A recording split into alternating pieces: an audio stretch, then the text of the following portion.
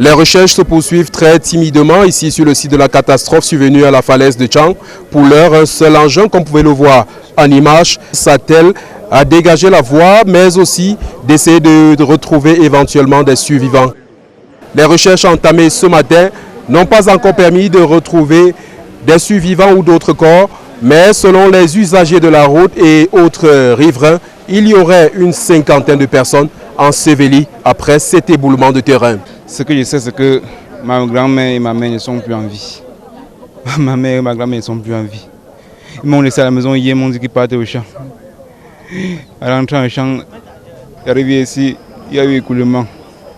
Depuis hier, on ne les voit pas. C'est quand les gens ont commencé à dégager la route, ils ont dégagé jusqu'à il y avait un gros caillou en route. Et dès qu'ils ont touché le gros caillou là, c'est là où maintenant tout s'est éboulé. Donc le premier éboulement là nous a juste flatté, nous entassé bien. Maintenant, avant, l'idée que ça a déclenché, ça a enterré les coasters, les benskinaires, même les commerçants qui étaient en train de vendre en bordure là. Ça les a enterrés, porté l'engin, jeté comme vous avez vu. Alors que ces personnes sont inquiètes pour leurs proches qui sont pour leur portée disparus, le ministre des Travaux publics a effectué une descente sur le site de cette catastrophe.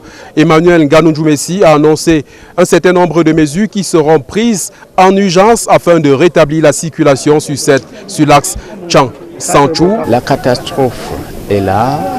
Nous avons des compatriotes qui sont encore sous terre. Nous avons des équipements qu'il va falloir retrouver. Les secours sont organisés.